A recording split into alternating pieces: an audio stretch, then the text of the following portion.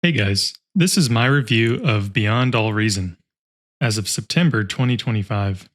In this video, I'll go over what bar is, compare it to other RTS, and my take on it after 3,500 plus games.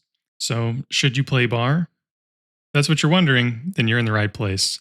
Let's get into it. My review. So, I'll start with some good and bad. So, we have quality of life. We'll start with the good. The quality of life, meaning ease of making units, moving them around, playing, like actually playing the RTS is very good in bar. It's pretty much unmatched in the genre, I would say. No other RTS I've ever played comes close.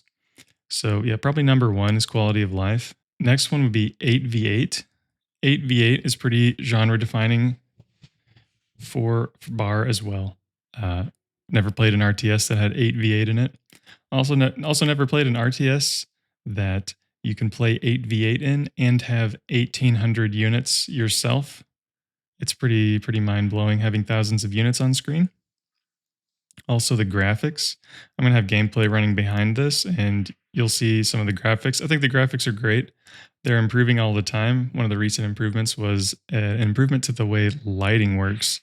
So there's shadows cast now, and the game looks really good. Also, shameless plug. Allegedly, at some point, we're going to get day night cycle, so that'll be very cool. Also, for game mechanics, that's fairly unique to bar. If you grew up playing Total Annihilation a long time ago, like the other middle-aged gamers that play bar, you're used to the idea of a streaming economy. So bar has two resources, well, three, but it has energy and metal, and then there's build power. But for energy and metal, you get that kind of per tick or per second, and that streaming economy is very, it differentiates bar from other RTS in a big way. So, like in StarCraft, you'll be mined out of resources, or in Age of Empires, you'll run out of wood or stone or whatever. Uh, and in bar, the size of your base and resource production is always increasing, exponentially so. And that makes games a lot more fun to me.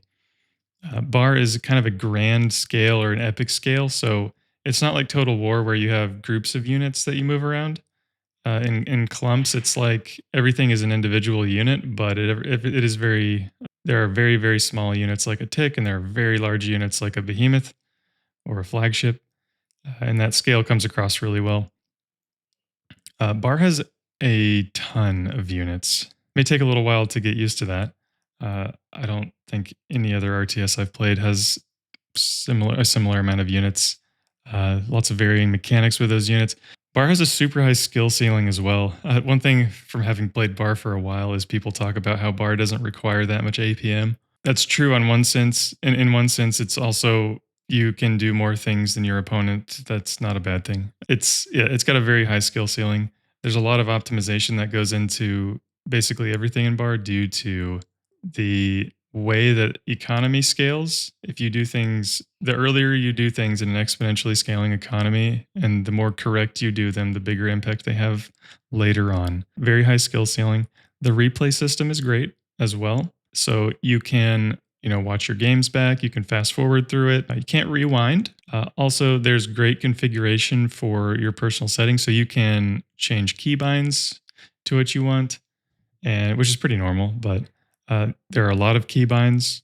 There are a lot of things that you can do in bar and specify and make specifically the way that you want it, more so than any other game I've played like this.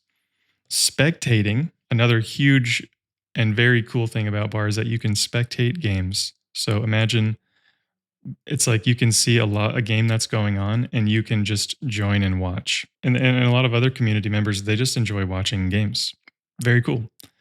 I would say another big pro of bar is the community. Community is growing very rapidly. I've played for several years at this point. I've played for with a lot of people for that many years as well. Kind of switching gears a little bit. There's PvE as well. So if you don't want to play 8v8 PvP or 1v1 or whatever, totally fine. There's an enormous subset of people that play bar that only play PvE.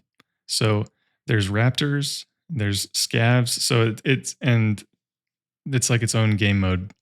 I've played it a few times. It's really fun, especially if you have some buddies and you want to turn up the difficulty and see if you can beat it. It's a really good time.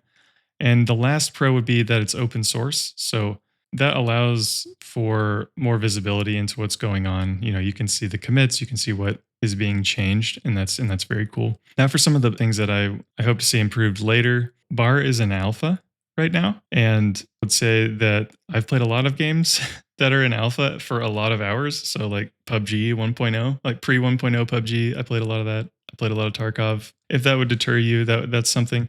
Some of the mechanics still need some design. So they need some working on. Example would be like co-op, or essentially like free resource sharing causes odd game loops. I'll put it like that. Another thing would be the lower player count. So a lot of games have, in the tens of thousands. I'd say on total, that's around what bar is at, but it doesn't have, 50,000 concurrent players or something like that. It hasn't been an issue for me. And in fact, bar is larger than it has ever been, as far as I know, as of, September 2025. Another thing would be there's no matchmaking. So you can't, enter queue and then the matchmaker will put you in a lobby of, people with similar skill or put you in a game mode. It's all lobby based. So you join lobbies and those lobbies get made into teams with an auto balancer. And then that's how you join games. Another downside for you, if you're interested in, maybe this is your first RTS, is that RTS have a pretty high learning curve. If you're coming from other RTS, you're probably okay. However, you probably understand there's a high learning curve. But bar does have a decently high learning curve from what I can tell. I was okay. I grew up playing TA. Grew up playing a lot of other RTS, so it came very naturally.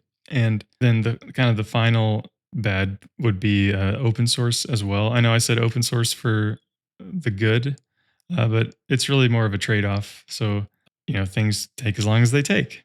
And that's understandable to me, but it's like, oh, there's not like some extremely rigid release cycle, we're going to be 1.0 at the end of the year. That's just to set expectations. All right. So let's say you're curious and you want to try it out. You can go to beyondallreason.info/download. You can decide on PvE or PvP, just like we talked about before. There are a lot of lobbies for new players. You can spectate lobbies with more experienced players as well. You'll see larger numbers next to their name and different chevrons as well. The silver chevrons, the more silver chevrons you see, the more experienced they are. Also, if you're new, I have guides on my channel that I'll link at the end of this video. But let's say you're just starting out, you've never played at all. I would recommend doing a few of the scenarios to get the hang of it. If you play PvP, make sure you watch your replays and join stream, twitch.tv/dskinnerify, to ask questions. I stream most days of the week, except for Tuesdays and Fridays. You can also jump in with PvE, Raptors, or Scavs to get the hang of it as well, if you don't want to start off with PvP. And one final thing is, if you're feeling like you're overwhelmed, just pick one thing and learn that. Also, there are 2 Discords you should join. First one being the Beyond All Reason Discord, the official one, and my Discord. There are a lot of great players in both places, and they can answer any questions that you would have. So to conclude, I think bar is great overall. To be honest, it has made every RTS I have played in the past unplayable due to the quality of life. I want to thank you all for watching my review for 2025 of Beyond All Reason. Make sure to comment with questions, and I will see you all in the next one.